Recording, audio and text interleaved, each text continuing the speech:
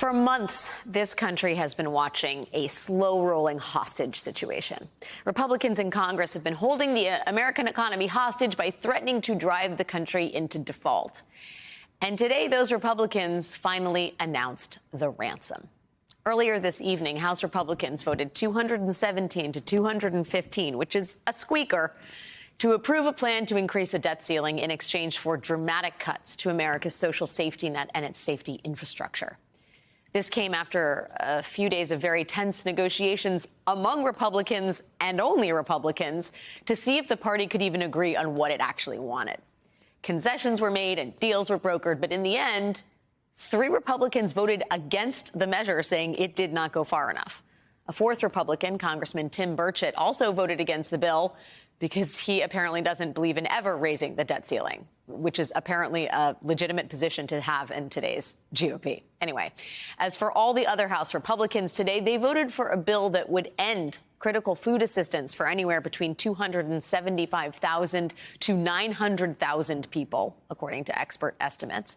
They voted to kick 600,000 Americans off of Medicaid and to significantly increase health care costs for state governments. That is according to the Congressional Budget Office. The bill would also result, according to one estimate, in 780,000 fewer jobs over the next 10 years. It would cut 80,000 jobs from the VA health system. And the Department of Veterans Affairs estimates that, in turn, that would result in 30 million fewer patient visits per year for American veterans. Republicans voted to cut off affordable housing assistance for more than 1 million families. They voted to cut Pell Grants and block President Biden's student loan forgiveness program. They voted to cut early childhood education programs, to cut green energy tax credits.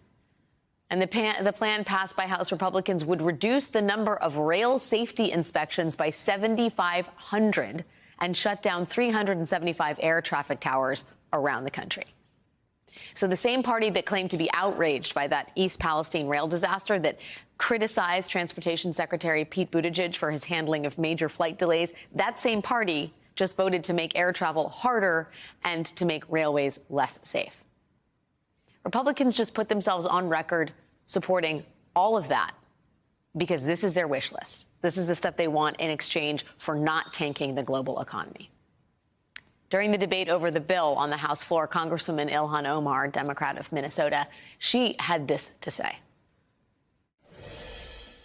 For a long time, Republicans spent so much time saying they were going to address the economic anxiety families were feeling, but overnight they dreamt up a dangerous economic bill that will plunge families into economic depression. Joining us now is Minnesota Democratic Congresswoman Ilhan Omar. Congresswoman, it's great to see you. I'm sorry it's always often under gloomy circumstances. Let me just ask you, are you surprised that Kevin McCarthy was actually able to pass a bill with members of his own caucus? Because the bar is really that low at this point. I'm glad to be with you, Alex. And today, obviously, is a dark day when we got to see just how dangerous the Republican agenda could be and the kind of economically devastating bill that they can coalesce around. I wasn't surprised because I knew that ultimately, as a car, salesman, that he would make some sort of concession. And we saw that up to the last minute as he was begging for those votes. And, there were reports saying that he was telling his members, don't worry about the substance of the bill, just vote for it so that we can say we have done something. And it's really, disturbing the amount of economic damage that they are willing to inflict on America's poor and working families, our veterans, our seniors, our children.